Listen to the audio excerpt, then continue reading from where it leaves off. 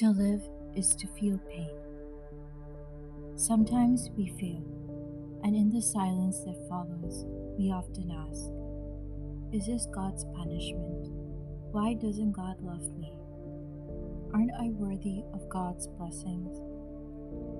What we should be asking ourselves is, what is God trying to teach me?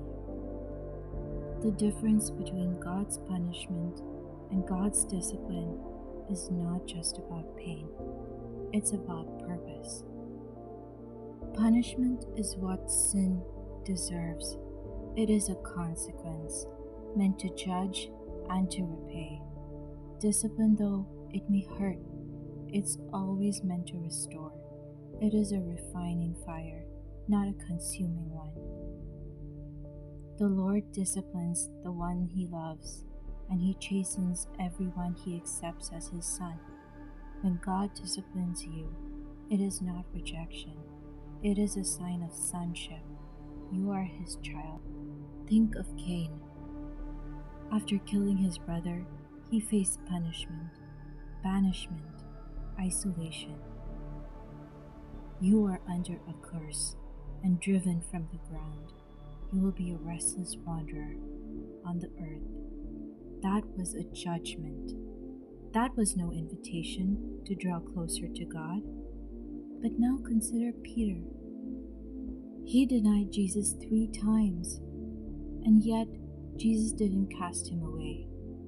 He restored him, and Peter went on to be the first pope, working miracles in Jesus' name. That was discipline, painful but healing.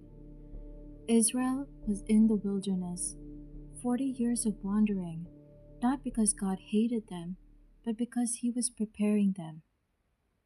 Know then in your heart that as a man disciplines his son, so the Lord your God disciplines you. God wasn't destroying a people, He was building a nation. Let's remember that God's ultimate punishment for sin fell on Jesus. He was pierced for our transgressions. The punishment that brought us peace was on Him. Because of that sacrifice, we are no longer objects of wrath. We are sons and daughters of God. So when hardship comes, it's not condemnation, it's correction, it's love. Let's take some time now to pray to God for understanding. Heavenly Father, thank You for loving us enough to correct us, even when we don't understand the pain. Help us to understand Your purpose during every trial.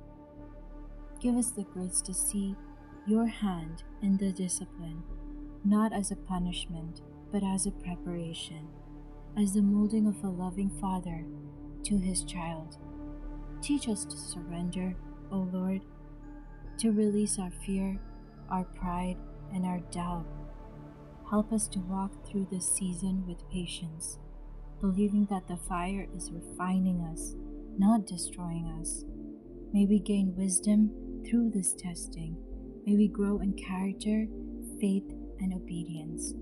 May Your blessings flow, not just when the trial ends, but now, in the middle of the storm. We trust You, O Lord.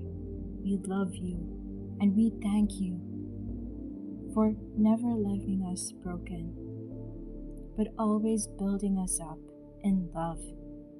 In Jesus' name we pray. God doesn't discipline to break you. He disciplines to make you. Trust the process. Embrace the lesson. He is shaping you into something amazing, something eternal. No discipline seems pleasant at the time, but painful.